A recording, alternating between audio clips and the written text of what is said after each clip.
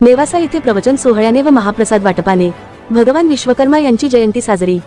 नेवासा येथील भगवान विश्वकर्मा मंदिरामध्ये विविध धार्मिक कार्यक्रमाने भगवान विश्वकर्मा यांची जयंती संत महंतांसह हजारो भाविकांच्या उपस्थितीत प्रवचन सोहळ्याने व महाप्रसाद वाटपाने साजरी करण्यात आली। यावेळी काढण्यात आलेल्या प्रतिमा मिरवणुकीचे नेवासा शहरात उत्स्फूर्त स्वागत करण्यात आले। यावेळी विश्वकर्मा मंदिराचे हभप श्री उद्धवजी महाराज मंडलिक, महंत सुनीलगिरी महाराज, महंत रमेशानंदगिरी महाराज, रामायणाचार्य नंदकिशोर महाराज खरात, रामनाथ महाराज पवार, आमदार विठ्ठलराव लंगे यांच्या हस्ते भगवान विश्वकर्मा मूर्तीचे पूजन करण्यात आले। झालेल्या प्रवचन सोहळ्यात रामनाथ महाराज पवार यांनी भगवान विश्वकर्मा यांचा महिमा व कार्य विशद केले। यावेळी उपस्थित मान्यवरांचा सन्मान मंदिराचे अध्यक्ष, मंदिराचे प्रमुख इंजिनियर सुनीलराव वाघ, बबनराव राजे, राजेंद्र परदेशी, बाबासाहेब मोरे, मच्छिंद्र गव्हाणे, कामगार नेते कृष्णा डहाळे, केशव कोबर्डे यांच्या हस्ते करण्यात आला। यावेळी झालेल्या जयंती सोहळ्याला ज्येष्ठ व्यापारी विजय गांधी, नेवासा बाजार समितीचे सभापती नंदकुमार पाटील, पंचगंगा उद्योग समूहाचे प्रमुख प्रभाकर शिंदे, त्र्यंबकराव गायकवाड, बालेंद्र पोतदार, अनिल टाके, नगराध्यक्ष डॉ.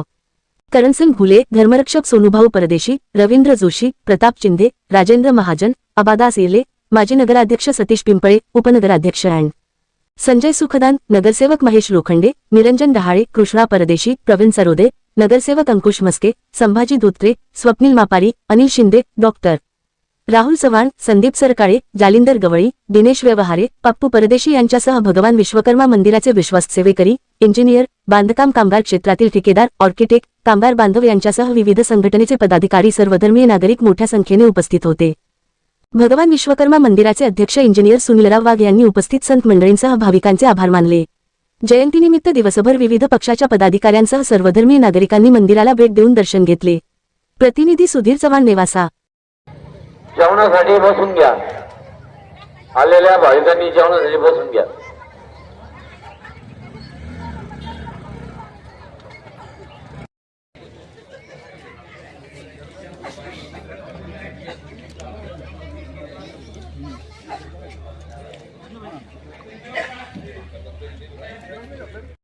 आहे पुरातन आहे, आणखी त्याला कशी बळकटी देता येईल याच्याकरता आपण बाकीचं जे काही असेल ते बाजूला ठेवून आपण या कार्याला खूप काही मोठं सहकार्य करावं।